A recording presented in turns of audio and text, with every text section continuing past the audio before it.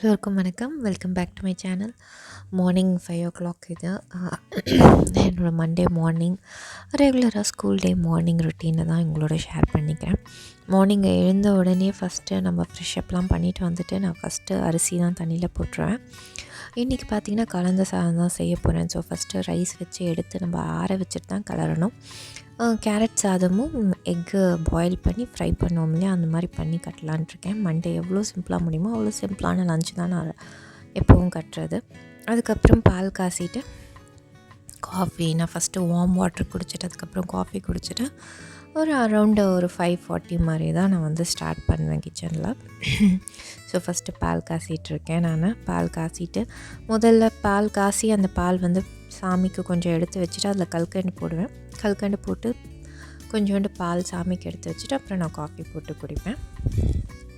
குடிச்சிட்டு கொஞ்சம் பொறுமையாக 5:40 மாதிரி குக் பண்ண ஸ்டார்ட் பண்ணுவேன். அண்ட் மோரோவர் மண்டே அன்றைக்கி இன்னும் கொஞ்சம் பொறுமையாக ஸ்லோவாக தான் இருக்கும் மண்டே அன்றைக்கி மட்டும். ஏன்னா நம்ம சாட்டர்டே சண்டே நம்மளாம் வெளில போயிடுவோம். சண்டே எனக்கு லேட்டாக தான் திருப்பி தூக்கம் வரும். சண்டே மார்னிங் லேட்டாக இருந்துச்சா நைட்டும் திருப்பி லேட்டாக தான் தூக்கம் வரும். அப்போ மண்டே மார்னிங் எழுந்திரிக்கிறது எனக்கு கஷ்டமாக தான் இருக்கும். எழுந்திரிச்சி உடனே நம்ம ரொம்ப சுறுசுறுப்பாலாம் இருக்க முடியாது. இதே பார்த்திங்கன்னா மண்டே நைட் நான் சீக்கிரமாகவே தூங்கிடுவேன். ஏன்னா காலையில் 5:40க்கு 5:40 இல்லை 4:40க்கு எழுந்திரிக்கிறோம் இல்லையா. ஸோ நைட் எனக்கு சீக்கிரம் தூக்கம் வந்துடும். அதுக்கப்புறம் ரொட்டீன் ஃப்ரைடே வரைக்கும் கொஞ்சம் கரெக்டாக தான் போகும்.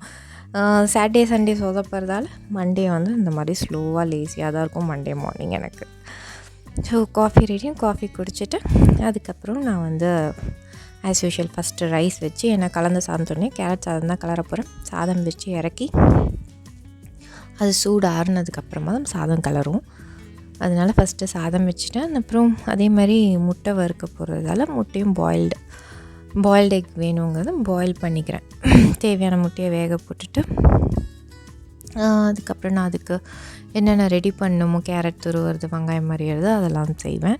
இதுக்கு நடுவில் கரெக்டாக ஒரு 6:20 அந்த ரேஞ்சில் போய்ட்டு குழந்தைங்கள எழுப்புறது உண்டு. அதே மாதிரி பிரேக்ஃபாஸ்ட்டுக்கு ஃபஸ்ட்டு சட்னி டொமேட்டோ அண்டு தக்காளியும் கொத்தமல்லியும் வச்ச மாதிரி ஒரு சட்னி ரொம்ப நல்லாயிருக்கும். இந்த சட்னி நீங்கள் ட்ரை பண்ணி பாருங்கள். ரெசிபி உங்களோட ஷேர் பண்ணிக்கிறேன். இதுதான் பிரேக்ஃபாஸ்ட்டுக்கு. அதனால் சட்னி வதக்கிட்டு ஃபஸ்ட்டு சூடாகணும் இல்லையா, அதனால் ஃபஸ்ட்டு சட்னி தான் ரெடி பண்ணிக்கிறேன். இந்த சட்னிக்கு தேவையானது பார்த்திங்கன்னா நான் 2 தக்காளி எடுத்திருக்கேன். நான் பெங்களூர் தக்காளி எடுத்திருக்கேன். பெங்களூர் தக்காளி எடுத்தால் கொஞ்சம் நல்லாயிருக்கும். லைக் அதோட என்ன சொல்கிறது, நிறைய நமக்கு ஜூஸ் கிடைக்கிற மாதிரி இருக்கும் பெங்களூர் தக்காளி எடுத்தால். ஸோ நான் பெங்களூர் தக்காளி தான் 2 தக்காளி எடுத்திருக்கேன். நார்மல் நீங்கள் இந்த தக்காளியும் எடுக்கலாம். பட் புளி லைக் நம்ம நாட்டு தக்காளி எடுத்திங்கன்னா புளி நான் போடுறத விடவே குறைவாக போட்டுக்கோங்க. நான் பெங்களூர் தக்காளி எடுத்து அது டேஸ்ட் நல்லாயிருக்கும். புளி கொஞ்சம் கூட வச்சுப்பேன். ஏன்னா இதில் புளிப்பு இருக்காது இல்லையா, அதனால் புளி கொஞ்சம் கூட வச்சு அரைப்பேன். ஸோ இதுக்கு பார்த்திங்கன்னா 2 தக்காளி, நான் காரத்துக்கு தகுந்த மாதிரி பச்சை மிளகா, காரத்துக்கு பச்சை மிளகா மட்டும்தான், காரத்துக்கு தகுந்த மாதிரி பச்சை மிளகா, ஒரு 3 பல் பூண்டு, அப்புறம் நல்ல ஒரு கையளவு கொத்தமல்லி. இதுதான். இதெல்லாம் வதக்கிட்டு கொஞ்சமாக புளி வச்சு அரைக்கிறது தான். இல்லை தேங்காய்லாம் கிடையாது. ரொம்ப டேஸ்டியாக இருக்கும் சட்னி. ஸோ அரௌண்டு ஒரு 6:20 ஆகும் போதே நான் எழுப்பிடுவேன். 6:20க்கு இவங்க எழுந்திரிச்சு பெட்டை விட்டு கண்டிப்பாக வரமாட்டாங்க. ஒரு 6:30 ஆக்கிடுவாங்க அப்படியே பெட்லேயே. பெரியவளாவது எந்திரிச்சு உட்காந்து அப்படியே எழுந்துக்கிறத பற்றி நினச்சாது பாப்பா. என்னோடய சின்ன பொண்ணு ரொம்ப பக் பண்ணி தான் எழுப்பணும். எஞ்சிருன்னு கொஞ்சம் நேரம் விளையாடி கொஞ்சம் கிஞ்சி தான் எழுப்பணும். ஸோ அந்த அம்மா எழுப்புறது தான் ரொம்ப கஷ்டம். நான் ஃபஸ்ட்டு அவங்கள எழுப்பி விட்டுட்டு பிரேக்ஃபாஸ்ட்டுக்கு சட்னி வதக்கிட்டு அது சூடாகும். அப்போ தான் அரைக்க முடியும் இல்லையா. நான் ஃபஸ்ட்டு சட்னி ரெடி பண்ணிக்கிறேன். ஆஸ் யூஷுவல் ஒரு பேனில் கொஞ்சமாக எண்ணெய் எடுத்துக்கிட்டு அதில் ஒரு 2 டேபிள் ஸ்பூன் மாதிரி உளுத்தம்பருப்பு மட்டும்தான், கடலைப்பருப்புலாம் எதுவும் கிடையாது. உளுத்தம்பருப்பு மட்டும் எடுத்துக்கோங்க. அது நல்லா வதக்கிட்டு அதுலேயே நம்ம சொன்ன மாதிரி பச்சை மிளகா, உங்கள் காரத்துக்கு தகுந்த மாதிரி பச்சை மிளகா, ஒரு 3 பல் பூண்டு, தக்காளி, இவ்வளோ தான். இது நல்லா வதக்குங்க. தக்காளி நல்லா நல்லா மசிகிற அளவுக்கு குக் ஆனதுக்கப்புறமா கொத்தமல்லியும் சேர்த்து நல்லா வதக்கிக்கோங்க. கொத்தமல்லி பார்த்திங்கன்னா சீக்கிரமாக குக் ஆகிடும். தக்காளி கொஞ்சம் டைம் எடுக்கும். அதனால் கொத்தமல்லி தக்காளி வதங்கினதுக்கப்புறமா கொத்தமல்லியை ஆட் பண்ணிக்கோங்க. அவ்வளோதான். இதெல்லாம் சூடானதுக்கப்புறமா கொஞ்சோண்டு புளி வச்சு நீங்கள் அரைச்சி எடுத்துக்கோங்க. அவ்வளோதான். இதுக்கு தேங்காய்லாம் கிடையாது. இது 1 வீக் ஃப்ரிட்ஜில் வச்சு கூட நீங்கள் தாராளமாக யூஸ் பண்ணலாம். ரொம்ப டேஸ்டியாக இருக்கும் இந்த சட்னி. ட்ரை பண்ணி பாருங்கள்.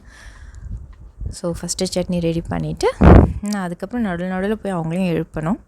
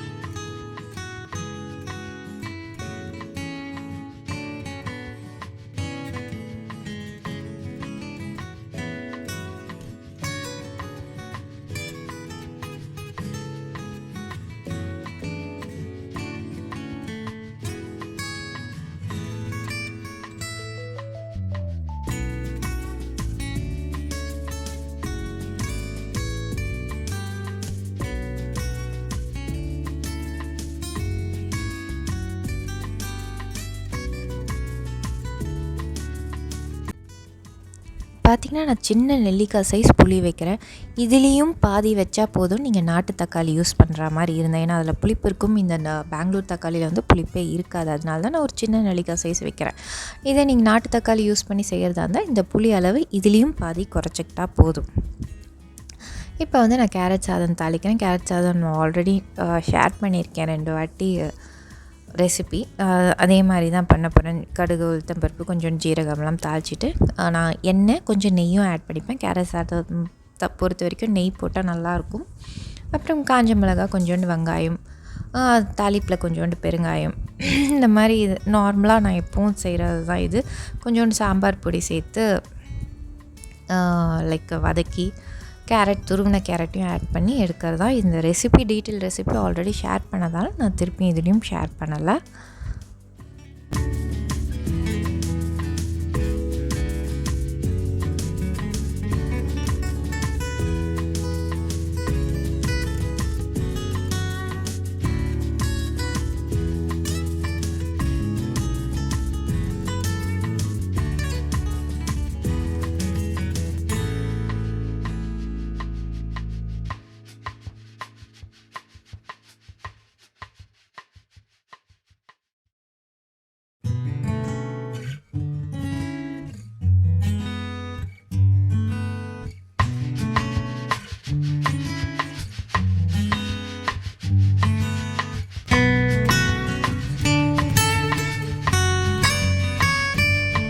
நான் லன்ச் கலரி முடித்த உடனேயே வந்து ஃபஸ்ட்டு பெரியவ கிளம்புறதுக்கு லேட் ஆகும். ஃபஸ்ட்டு சின்னவ தான் வருவா யூனிஃபார்ம்லாம் போட்டுட்டு. தண்ணி பாட்டில்லாம் அந்த அம்மா பிடிச்சி வச்சுட்டு தான் தலைவார வருவாங்க. ஸோ ஃபஸ்ட்டு அவங்களுக்கு தலைவாரிடுவேன். அவங்களுக்கு தலைவாரி முடிக்கும் போது தான் பெரியவ வருவா. ஸோ இவங்களெல்லாம் தலைவாரி எல்லாம் கிளப்பி ரெடி பண்ணிவிட்டு அதுக்கப்புறம் போய் பிரேக்ஃபாஸ்ட் செய்வேன் நான். அவங்க பிரேக்ஃபாஸ்ட் சாப்பிடும்போது லன்ச் பேக் பண்ணுவேன். இதுதான் என்னோடய ரொட்டீன் பிளான் இது மார்னிங்க்கு. அது வரைக்கும் சின்னவ ஃபஸ்ட்டு ரெடி ஆகிட்டு கொஞ்சம் ஃப்ரீ ஆகிடுவா. அப்போ வந்து இந்த மாதிரி மினியோட உட்காந்து விளையாடிட்டுருப்பா. டெய்லி மார்னிங் இதுதான் நடக்கிறது வீக் டேஸில்.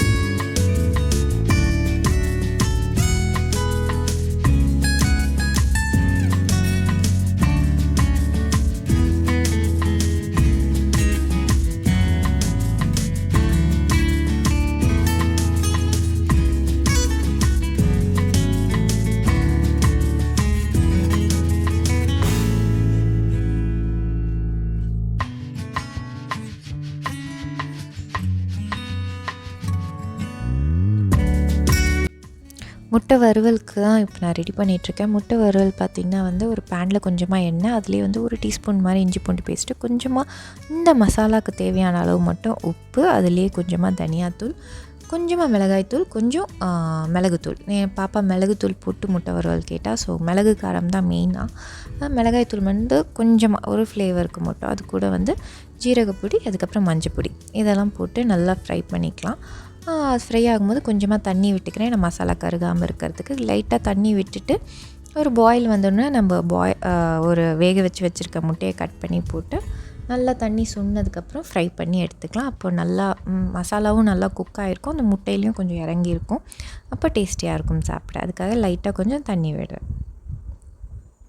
அவ்வளோதான், நான் லன்ச் ரெடி பண்ணிவிட்டேன். அதுக்கப்புறம் பேக் பண்ணுறது தான். முட்டை இது பண்ணோன்னா அவங்க பிரேக்ஃபாஸ்ட்டும் ஆல்ரெடி கொடுத்துட்டு அவங்க சாப்பிட்டு முடிச்சிருப்பாங்க. சாப்பிட்டு முடிச்சுட்டு அவங்க ஷூ போட போயிடுவாங்க. நான் அதுங்காட்டியும் பேக் பண்ணிலாம் கொண்டு வந்துடுவேன்.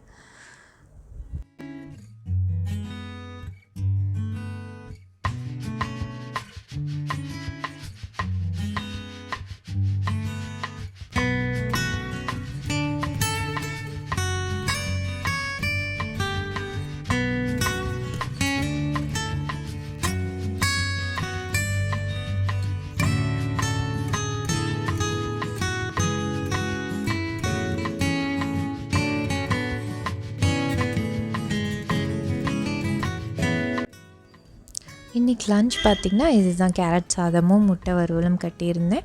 ஸ்நாக்ஸுக்கு வந்து பாப்பாவே அவளே எடுத்து வச்சுட்டா ஃபஸ்ட்டே பாக்ஸ் கொண்டு போய், அதனால தான் நான் காட்டல. கப் கேக்கும் கொஞ்சோண்டு சாக்லேட்ஸ் இருந்தது, அதையும் எடுத்து வச்சுக்கிட்டாங்க. அவளே ஸ்நாக்ஸ் பேக் பண்ணதால் நான் ஸ்நாக்ஸ் பாக்ஸ் காட்ட முடியல இன்றைக்கி. ஸோ இதுதான் என்னோடய regular week day morning routine.